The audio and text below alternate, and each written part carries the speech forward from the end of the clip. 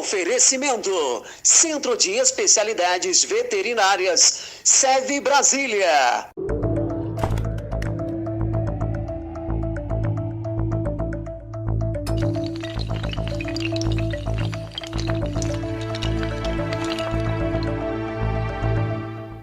Olá, hoje eu converso com o lutador do UFC, Vicente Luque. Obrigado pela participação, Vicente. Obrigado a você. Eu gostaria de saber como é que você se envolveu, né, com a luta, como que tudo ocorreu.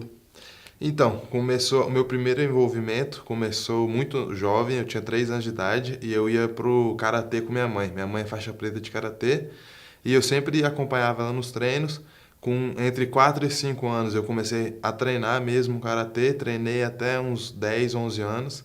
Depois disso eu parei. Eu fiz outros esportes, joguei futebol, algumas outras coisas. E com 15 anos foi quando eu voltei realmente às artes marciais e eu escolhi o Muay Thai. Daí eu falei pra minha mãe que eu queria treinar alguma luta e eu assistia muito o Shogun, o Vanderlei Silva lutando e eu queria lutar o Muay Thai.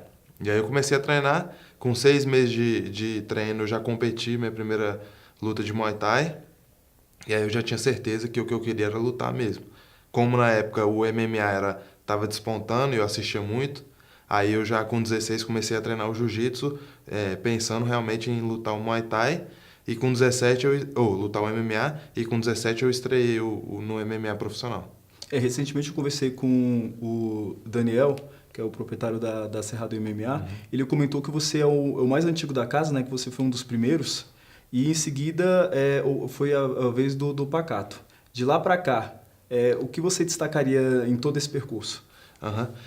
Então, na verdade até, por exemplo, o Pacato, ele é mais novo que eu na equipe, mas ele já luta há muitos anos o MMA, então, só que ele vem de outra área, ele vem da luta livre, eu venho da trocação, então a gente acaba ajudando muito um ao outro para complementar naquelas áreas que teoricamente seriam nossas deficiências.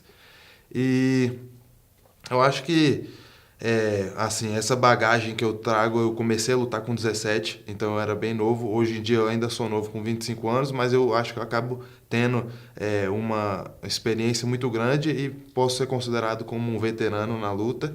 Então acho que isso daí é muito importante para mim, porque eu consigo ter bem mais consciência durante a luta e conseguir ter mais armas. Além da parte técnica, eu também tenho aquelas malandragens da luta que você vai aprendendo só com os anos de luta. Então, Vicente, eu percebi que durante uma luta você conversou em inglês, espanhol e em português. Sua mãe é brasileira e seu pai é chileno, né? Como que você aprendeu esses idiomas? Então, minha mãe, como você falou, minha mãe é brasileira, de Brasília, meu pai é chileno.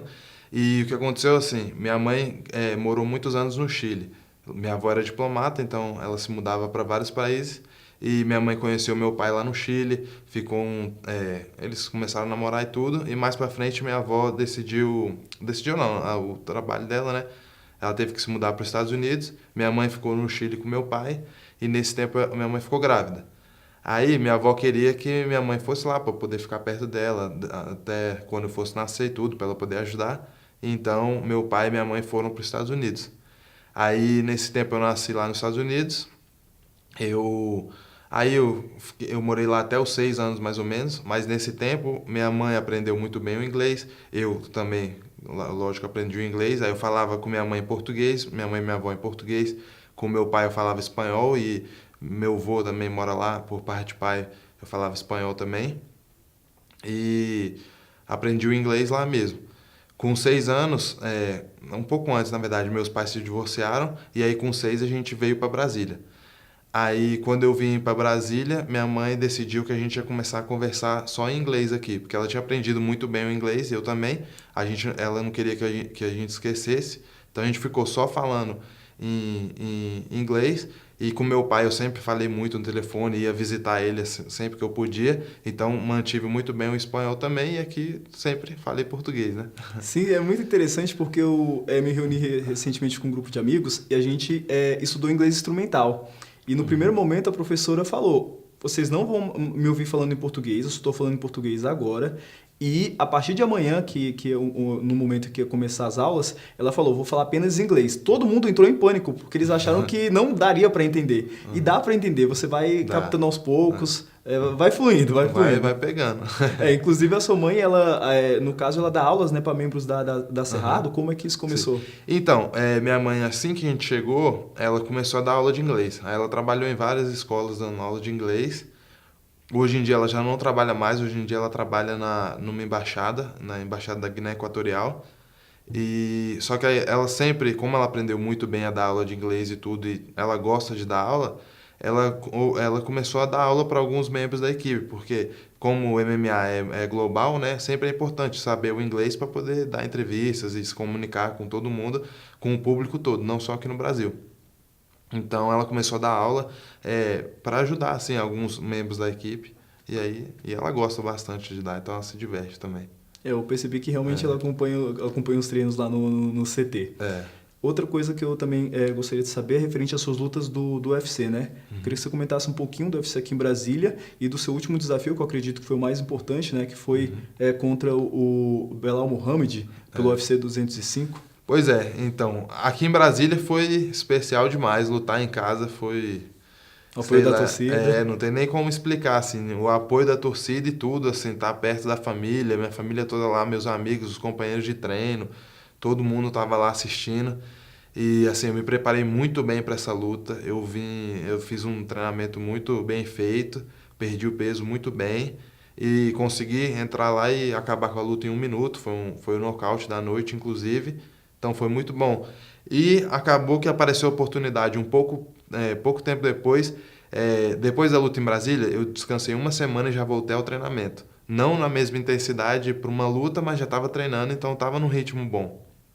E faltando 2 semanas e meia, mais ou menos, para o UFC Nova York, eles me ligaram aí falando assim que um cara tinha sido pego no doping, que ele não ia poder estar lutando e que eles precisavam de alguém para substituir, se eu queria entrar no evento. Aí eu nem pensei assim, eu tava com 91 quilos mais ou menos, eu luto 77, então tava bem acima do peso assim, mas eu tava treinando, então tava bem assim em questão de treinamento, então eu nem pensei na hora, eu falei, se não for o maior da história, vai ser um dos maiores do ano, esse UFC, então tem que estar lá, tem que lutar.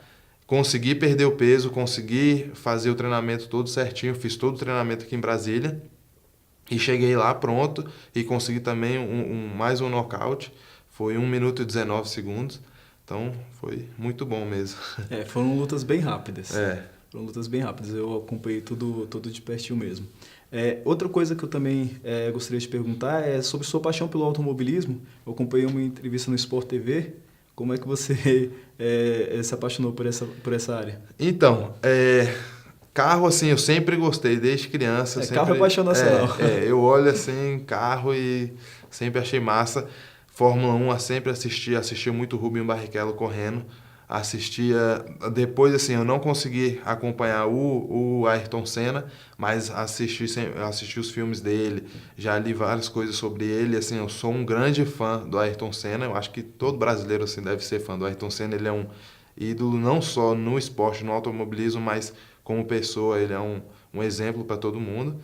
E também, hoje em dia, eu acompanho muito a Fórmula 1 e a Stock Car. A Stock Car eu acompanho o Rubinho lá, torço muito por ele. E acompanho na Fórmula 1 o Felipe Nasser, que eu acho que, assim, que é o futuro, sem dúvida é o futuro da Fórmula 1 brasileira. Ano que vem vai ser o único brasileiro correndo na Fórmula 1. O Felipe Massa acabou de se aposentar. Exatamente. Então, eu acho que agora, assim, todo mundo tem que ficar de olho nele. Eu acho que ele é uma grande promessa aí do Brasil.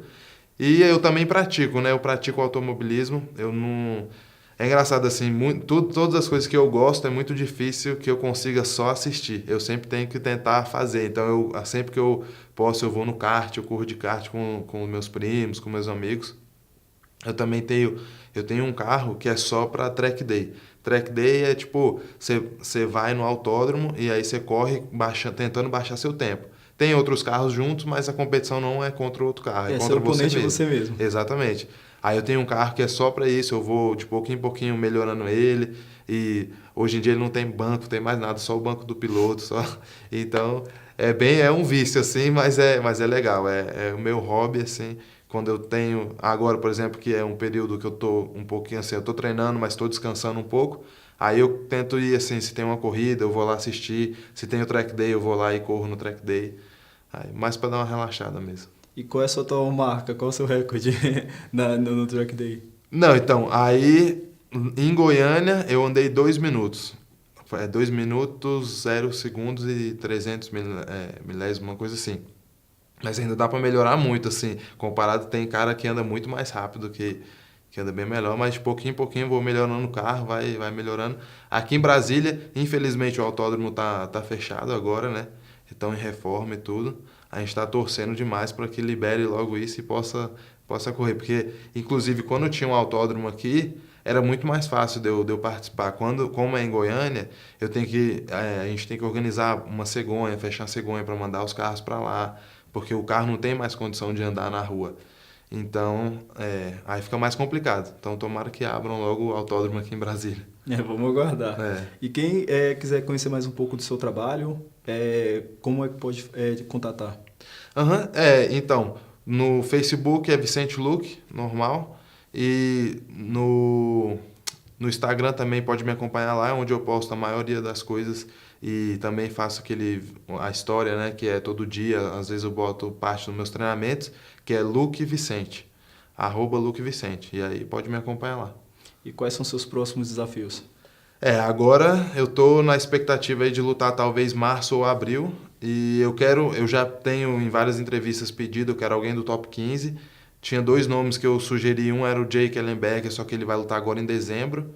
E o outro era o Lorenz Larkins, que ele não tem luta marcada. Mas qualquer um, na verdade, assim, do top 15, eu estou interessado em lutar com qualquer um para eu poder me ranquear e conseguir fazer mais lutas para chegar um dia a disputar o cinturão. Então eu estou nessa expectativa aí. Obrigado pela sua participação. Obrigado. E a gente vai continuar acompanhando. Com certeza. Valeu. Obrigado pela sua companhia e até o próximo programa.